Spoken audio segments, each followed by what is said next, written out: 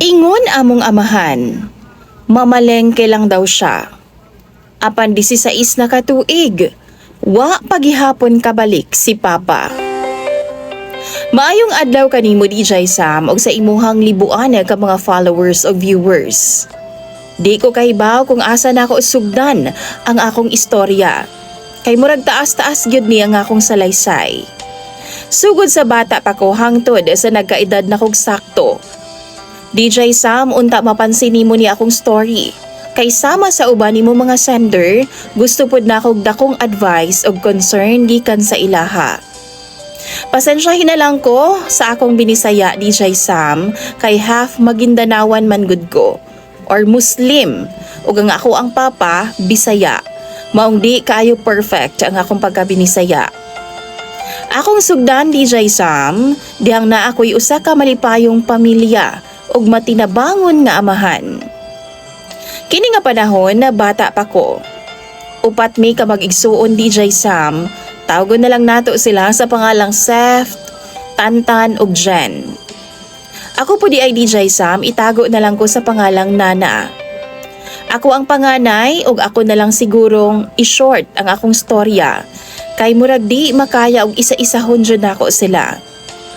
Grade 2 pa ko ni adto nga time o grade 1 ang akong igsuon. Pauli mi adto sa bay ug nag-ulan pa gyud to DJ Sam. Kusog. Nihunong mi sa tindahan kay namalit mi og ice candy. Syempre mga bata pa mi, hilig jud og ice candy masking gaulan. Ning gawas ang tindera. Niingon siya sa ako DJ Sam nga imong papa ba gisakay og police car. Nitubag ra pud ko aw mao ba auntie?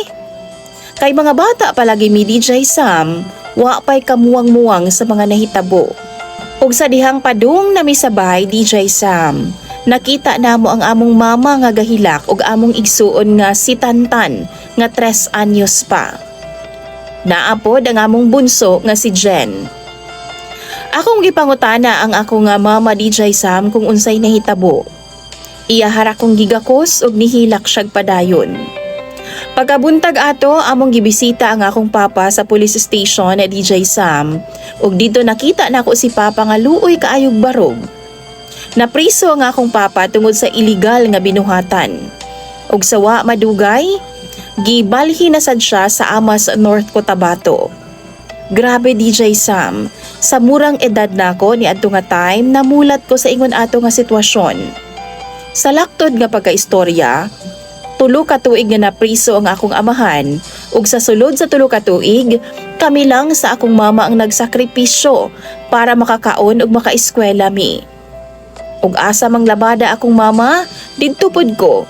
Usahay mutabang ko ug usahay mabilin ko sa balay kay ako man ang mubantay sa akong mga igsuon.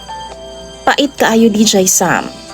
Naagoy time ay nga mga 2 grami nga waysud ang among tiyan. Hangtod sa ni-apply ang akong mama sa usa ka tindahan sulod ra pod sa among eskwelahan. Dito nadawat po din taon si Mama DJ Sam. Tindera siya sa tindahan. Medyo okay na to DJ Sam. Kasya na. Dagdagan pa sa pagpanglabada ni Mama. Nilabay ang 3 ka tuig DJ Sam nakagawas na ang akong papa. Grabe namong kalipay ni adto. Kay lagi, kumpleto naman mi. Ug abi jud namo nga di nagyud malayo pa ang among amahan sa amua. Nahapsay DJ Sam ang among pamuyo. Kay akong papa ni adto nga time, gibalayan man sa usa ka kapitana sa among lungsod para daw magbag-o si papa. Tuod man, gibalayan ni Kap ug gipabuhi pod ang akong papa og mga baka. Mga baka to ni Kap DJ Sam, pero sa akong papa gipabuhi kumbaga kami lang ang gabantay. Hangtod sa naburos na pod ang akong mama. Mauna ang among pinakabunso gid namo karon. Tawgon na lang nato siya sa pangalang Potpot. Babae siya DJ Sam. Ug lipay kaayo mi kay nanasad mi igsuon. 5 na mi tanan. Ning decide ang akong papa nga mag-apply isip barangay Tanod ug nadawat pud siya. Makita pud namo sa akong amahan DJ Sam nga nagbag-o na gyud siya. Usahay, duty niya buntag ug usahay pod gabii. Usa ka adlaw na nanghid siya sa akong mama nga maglakaw daw siya kay sweldo niya that time. Mamalengke daw siya. Nitubag ra pod ang akong mama DJ Sam nga sige, kay pagkagabi ana mahutda naman migbugas. Mao to, ning lakaw tuod si Papa. Wa sa kong hunahuna DJ Sam nga mauna di ay to ang pinakaulahing adlaw nga makita namo siya. Ning labay ang pila ka oras, wa gyud Papa nga nitungha og balik. Way nakauli nga amahan. Hangtod sa gipalayas na lang mi og pwersahan sa balay nga among gipuy-an. Kay matod pa nila, wa man daw ang akong papa. Wa na daw mutugway sa ilang mga baka. Grabe kasakit DJ Sam. Ning hawa pod mi, og didto sa mining duol sa akong auntie. Igsuon sa akong papa DJ Sam, nga tawgon na lang nato sa pangalang Tita Kenny. Kini si Tita DJ Sam na apoy asawa. Minyo na pod siya, og niingon siya sa mua nga tabangan daw mi niya pero dapat magrenta daw mi. Naamay usa ka balay ang yang ugangan DJ Sam magiparentahan og 350 pesos matag buwan. Waay kuryente, wa po'y tubig, pero okay na to sa amua. Kay ang importante na ami matulgan. Balik sa dati, ang among kinabuhi DJ Sam ni atong time nga napriso si Papa. Actually, mas doble pa di ay. Kay 5 naman mi ka mag-igsuon nga ginabantayan ni Mama. Wa pa'y tuig ang among bunso nga si Potpot. Nang labada ra in taon ng akong mama DJ Sam masking asa para lang matustusan mi. One time nakita mi sa ugangan sa akong tita nga si Auntie Bets.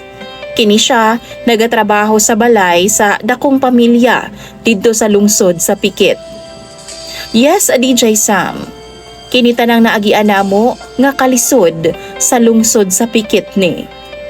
One time ana siya sa akong mama. Kung uban taman labada dito sa akong amo. Pero kanang adlaw DJ Sam na ay gibati si Mama. Maong nibalibad na lang siya og niingon siya nga murag lain daw ang iyahang kalawasan. Nadungog man ako, maong ako na lang ang niuban DJ Sam. Pero di musugot si Mama. Apa na mo gusgyud ko.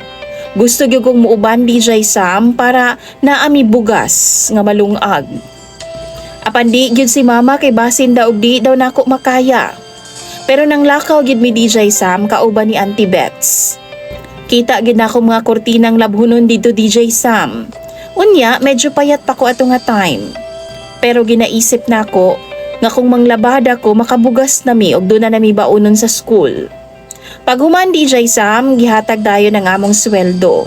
Gipakapinan paganig bangus nga isda og mga kape. Kay lagi, ganahan daw sila sa ako akay hilumon lagi daw ko. Nakabaw pod sila sa among kahimtang DJ Sam. Maong niuli kong malipayon og nagpasalamat kay Auntie Bets. Sugod ni ato DJ Sam, wa na kumisugot pa nga manlabada pas Mama. Ako na lang, ug sa murang edad nako, naagian na nako ang giingon nilang breadwinner. Ako naman ang nanlabada DJ Sam. Ako ang panganay sa tanan, maong gikaya gyud nako. Pila ka adlaw ning balik si Auntie Beth sa balay namo DJ Sam, ug ingon pa siya paadtuon daw ko sa iyahang boss. Niadto pud ko DJ Sam. Ug ila kong gikup-kup, gipa-eskwela ko nila ug naa ako'y sweldo nga 3,000 pesos every month. Dito DJ Sam naka-decide ko nga papaulion na lang ang akong pamilya sa Cotabato. Dito na lang sila mopadayon sa ilang pag-eskwela. Magpadala na lang ko og kwarta nila DJ Sam. Ako nahibilin ko sa Pikit para sa akong pag-eskwela og trabaho. Para pod sa ilaha. Hangtod na grade 9 na lang ko DJ Sam na aragihapon ko sa ilaha ni boss. Eskwela, trabaho, mauna ang akong tirada. One time, nibisita ang akong mama sa ako sa Pikit. Na-surprise gyud ko DJ Sam. Kay wa man ko kabalo nga moadto di siya nako. Iya kong giingnan DJ Sam nga naa daw mga sawa niya nga usa ka pastor kung sa Bisaya pa. Pero lahi ang tawag sa amua. Ingon pa siya butan daw ug dawat po daw niya ang akong mama taliwala sa 5 niya ka mga anak. So ako po DJ Sam igura pod ko niingon. Nga kung asa malipayon si mama dito pod ko. December 2010 kasal nila sa akong stepdad, DJ Sam. Biyahe ko ana padulong sa Cotabato para mo attend. Yes, DJ Sam. Gikasal na nga akong mama sa laing lalaki. Masking dili pa sure kung asa ba jud ang akong tinuod nga amahan. Wa na ko'y mahimo DJ Sam tungod kay tuig naman pud ang milabay human na missing si Papa. Nakita pud nako kang mama nga malipayon siya. Maong gidawat na lang pud namo. Wa madugay DJ Sam ning puyo na sila sa lungsod sa Kidapawan. Pila ka month ato ning tawag na pud ang akong mama. Ingon pa siya, papaulion daw ko kay dito daw ko patiwason og eskwela. Dito upod ko sa iyaha DJ Sam kay mao may iyang ingon. Grade 9 ko ato nga time ni undang ko kay mo transfer lagi ko pa Kidapawan. Nakauli gid ko Kidapawan DJ Sam ug gibiyaan nako ang akong kinabuhi sa pikit. Akong expect jud makaeskwela kog padayon. Lahi man di ay. Tungod kay gipaminyo man di ay kog pugos sa akong mama. Sa lalaki nga side ra pod sa iyahang nabana nga stepfather nako. Grabe. Nahugno gid ang akong pangandoy DJ Sam. Gibakakan ko sa akong mama ug ingon sa iya kong gibaligya. Wa na ko'y nahimo pa DJ Sam tungod kay paspas kaayo ang panghitabo. Kabaw na kas mga Muslim, way planong kasal, ura-urada, basta naalay kwarta ang lalaki. Mauto DJ Sam nakaminyo gyud ko ugwa sa oras. Hangtod sa nagkaanak kog usa ka lalaki, wa pod mi magdugay sa akong nabana. 2 years lang mi nag-uban DJ Sam. Usahay pagyod, permi kong mag-star sa among balay. Kay lagi wa man ko'y gugma niya, di ko ganan makipag-uban. Ug sa wa madugay, nakigbuwag na gyud in taon ko niya DJ Sam. Sa ako nang gikaingon, nagkaanak og usa ka batang lalaki. Akong mama, nagkaanak pud sila sa iyang nabana. Lalaki pud. Actually, murag sunod ra gid mig panganak sa akong mama that time, DJ Sam. Karon, daggo na nga akong mga igsuon. Ang isa minyo na, ang isa college, ug ang tulo ga eskwela pa. Ako na ako karon sa Saudi Arabia, DJ Sam. Ikaduha na ako ning balik diri. Para sa suporta na ako sa akong mga igsuon ug sa ako ang anak. Ang akong gusto lang yun nga pangayuan og advice sa mga followers nimo DJ Sam og viewers. What if mubalik og kalit ang among papa? Nga sulod sa 16 ka tuig, missing.